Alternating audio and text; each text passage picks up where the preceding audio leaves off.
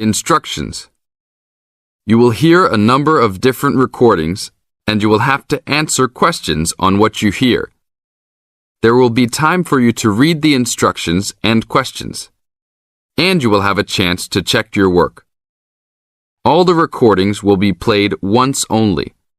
The test is in 4 sections. Write all of your answers in the listening question booklet. At the end of the real test, you will be given 10 minutes to transfer your answers to an answer sheet. Now look at Part 1. Part 1.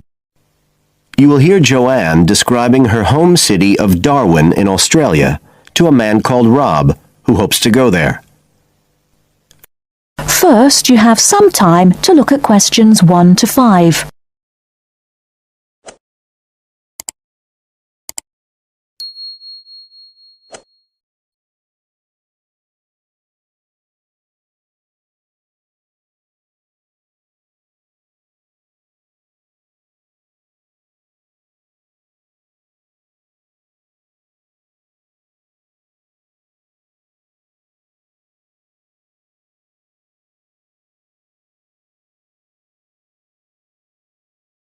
Now we shall begin. You should answer the questions as you listen, because you will not hear the recording a second time. Listen carefully and answer questions 1 to 5. Joanne? Hi, you must be Rob. Nice to meet you.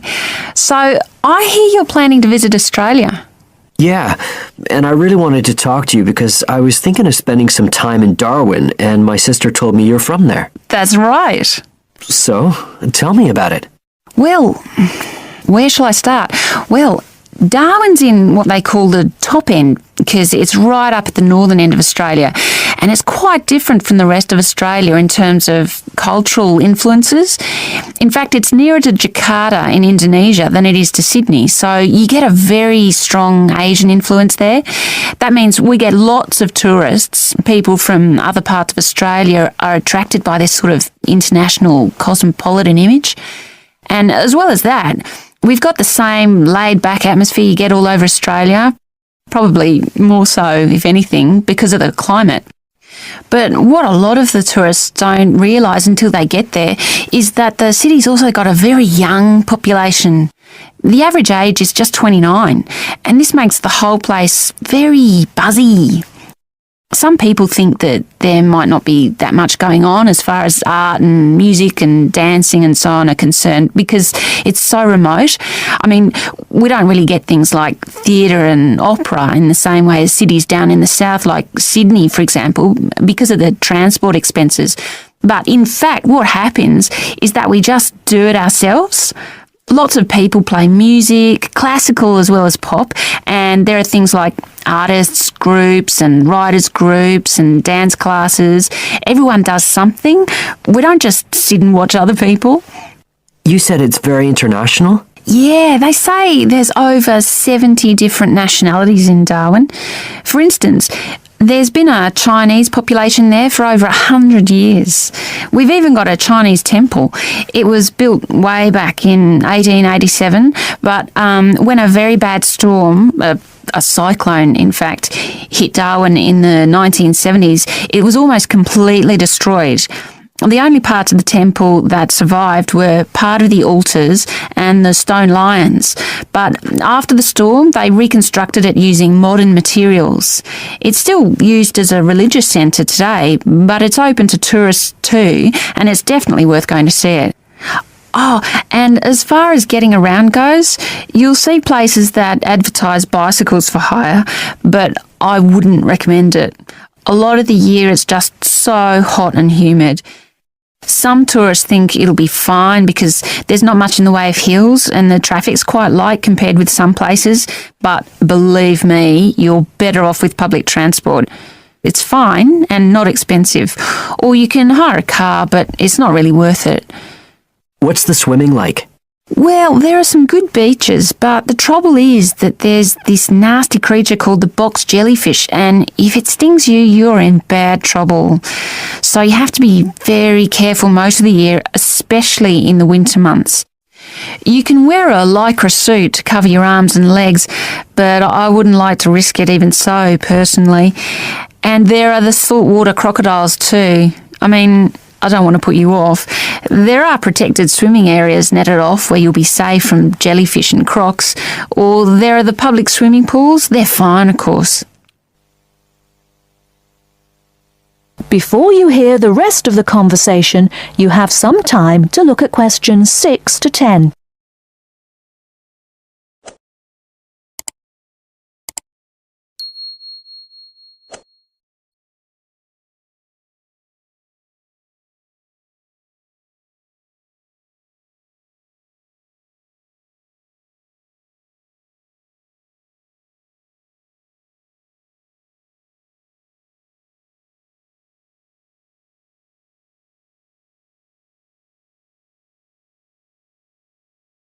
Now listen and answer questions 6 to 10.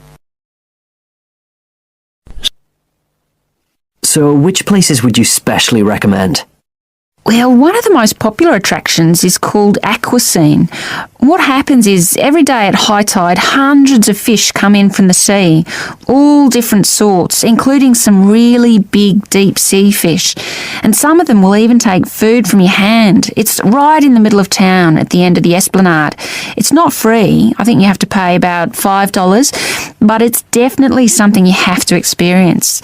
Then, of course, Darwin has a great range of food, being such a cosmopolitan place.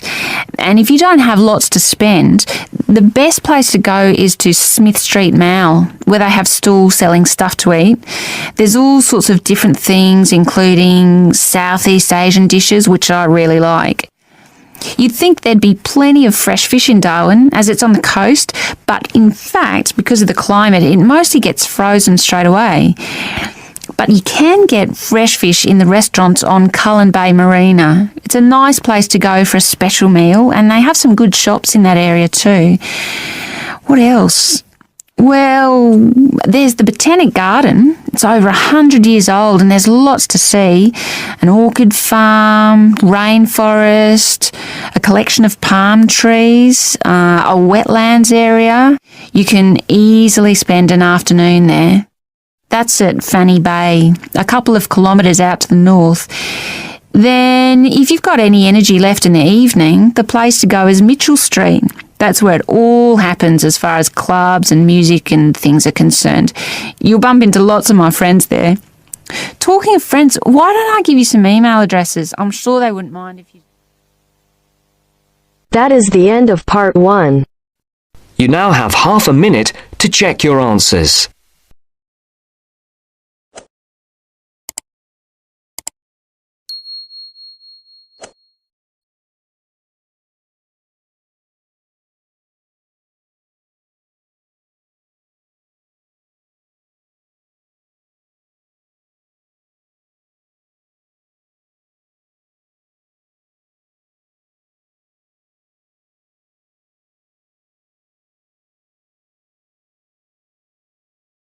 Section 2. You will hear a new student, Stefan, talking to an assistant, Anna, at the student union about his membership. First, you have some time to look at questions 11 to 16.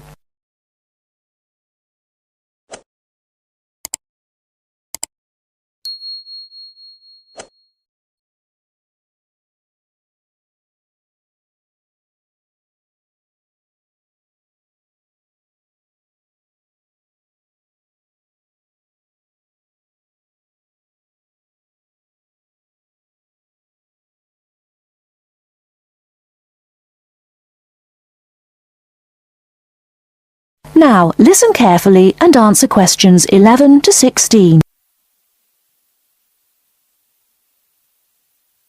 Hi, can I help you? Yeah, I hope so. This is the first time I've been down to the union. I'm a new international student, and I just wondered what to do. Oh, right. Well, normally we ask international students to fill out this form, and we put your details on the wall by reception. Then other students can contact you. It's a way for everybody to get to know each other. It can be a bit lonely otherwise. Oh, I see. What's your name? I'm Anna, by the way. It's Stefan Unger. OK, well, just write that there, next to name, and then fill in the rest. Right. What does it mean, degree program? Oh, just if you are an undergraduate or a postgraduate. Or maybe you're just here for a short course? I'm a postgraduate. Do I need to say what in? Not really. It's too much detail. But you should put your department so people who have the same interests or problems as you can get in touch.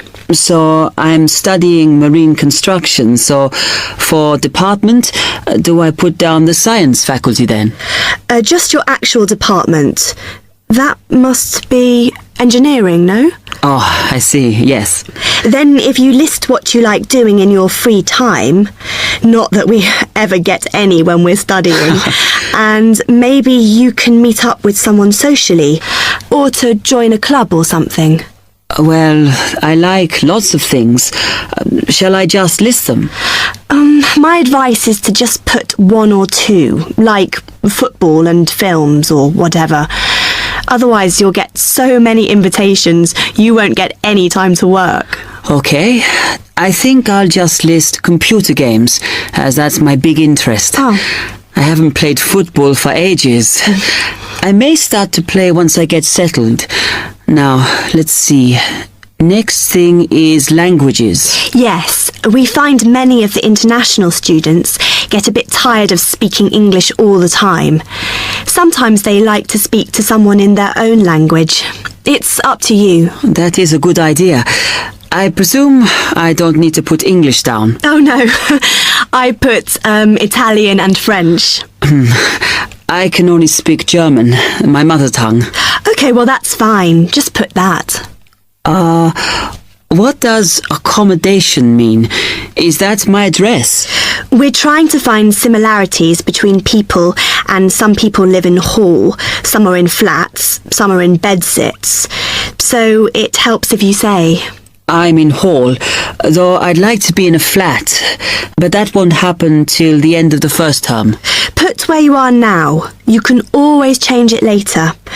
Then finally, just put your phone number. I haven't really got one. I haven't sorted out a mobile yet. Well, it's going to be difficult for people to contact you then, isn't it?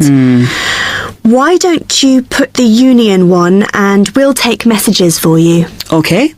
It's 02950 659 003. Have you got that? Yes. Okay then. Before you hear the rest of the talk, you have some time to look at questions 17 to 20.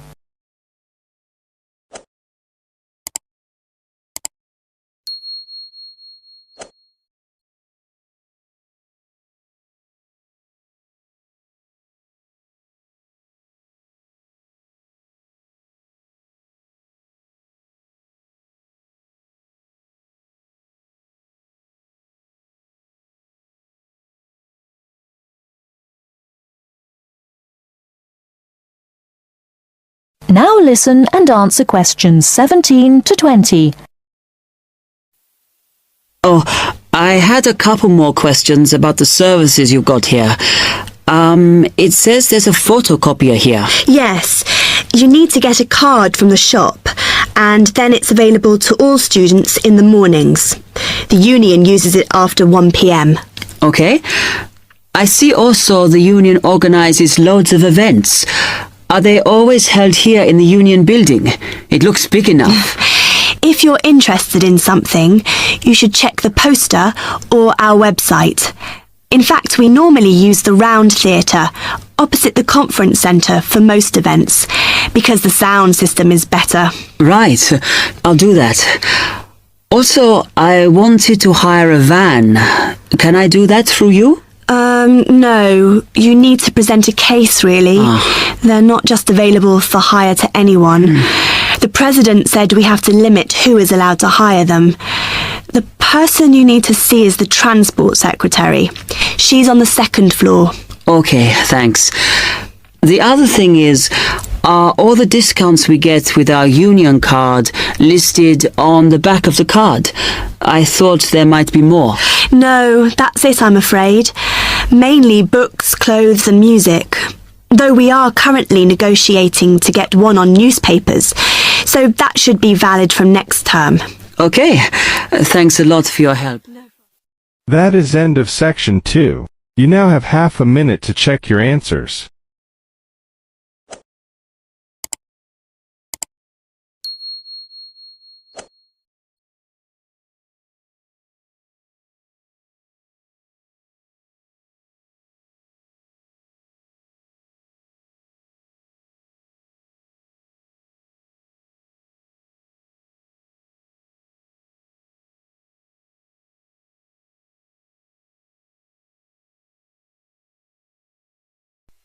Now turns to part 3. Part 3. You will now hear a radio talk on agricultural regulations. First, you have some time to look at questions 21 to 25.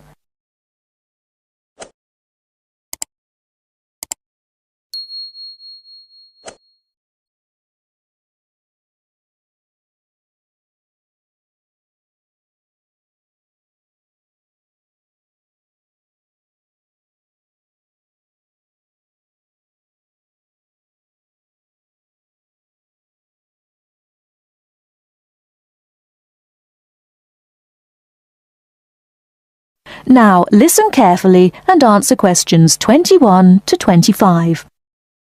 Could there be clearer proof of the arrogance and indifference of those who are supposed to keep our food safe than the muzzling of John Verrill? Agriculture is a business, true, and businesses have to make money. But this shows how ministers and officials put the profits of the agriculture business before the well-being of the British people. Mr. Verrill, a pharmaceutical chemist, was appointed to represent consumers on one of the many committees that advise the government on food safety. When he tried to do his job, though, and wanted to warn ministers of a danger to children's health, he was refused permission to do so. The danger comes from hormones given to cattle in the USA and some other countries to make them grow faster. They speed up the animal's development to maturity, thus making meat production more profitable. There have, however, long been fears that the hormones have horrendous effects on the people who eat them, causing diseases as serious as cancer.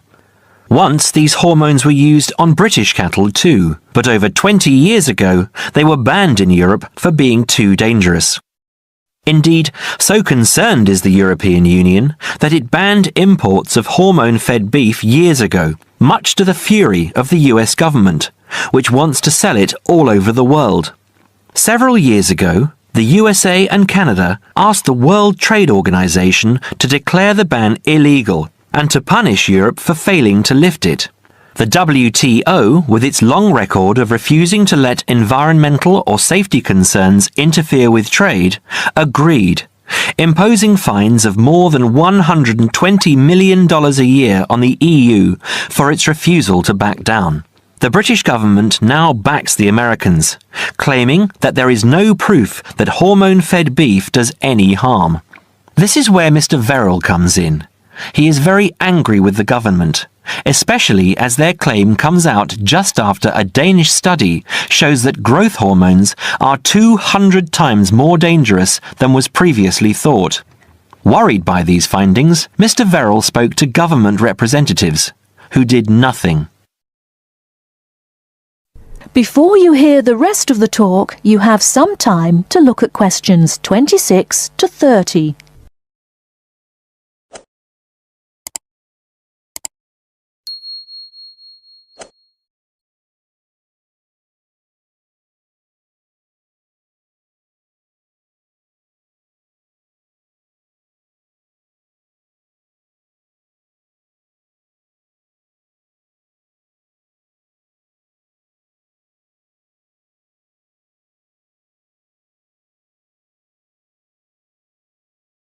Now listen and answer questions 26 to 30. Not only that, but they have not been testing beef which is imported, which, by law, they are required to do. This directly affects the British public, as about 40% of the beef British people eat comes from abroad, supposedly from countries like Brazil, which does not allow the use of growth hormones. Brazilian beef is stocked by some British supermarkets and widely used in catering. Yet, when a Brazilian farm was recently visited by EU inspectors, a large stockpile of this banned substance was found. This is not the first food scandal we have had in our country. Take the present concern over a well-known chocolate company. Several months ago, the company found out that its sweets were contaminated with a rare form of salmonella, but they did nothing about it, leaving their sweets in the shops to be bought by the unsuspecting public.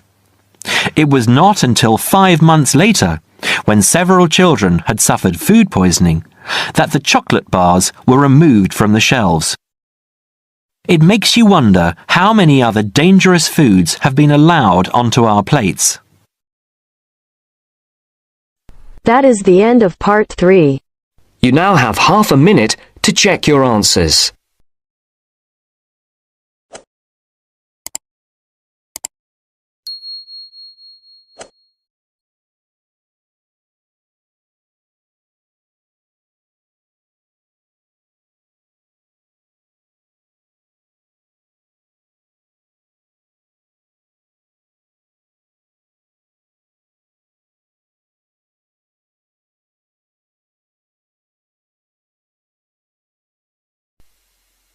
Now turns to part 4. Part 4. Listen to the following lecture about lightning. First, you have some time to look at questions 31 to 40.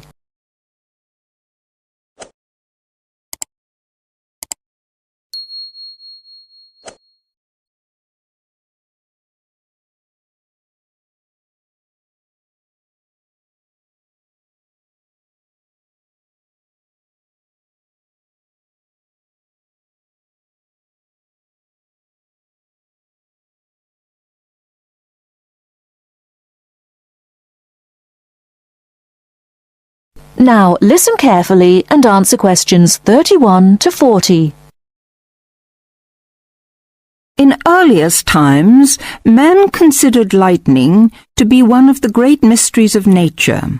Some ancient people believed that lightning and thunder were the weapons of God. In reality, lightning is a flow of electricity formed high above the earth. A single flash of lightning 1.6 kilometers long has enough electricity to light 1 million light bulbs. The American scientist and statesman Benjamin Franklin was the first to show the connection between electricity and lightning in 1752. In the same year, he also built the first lightning rod. This device protects buildings from damage by lightning. Modern science has discovered that one stroke of lightning contains more than 15 million volts. A spark between a cloud and the earth may be as long as 13 kilometers and travels at a speed of 30 million meters per second.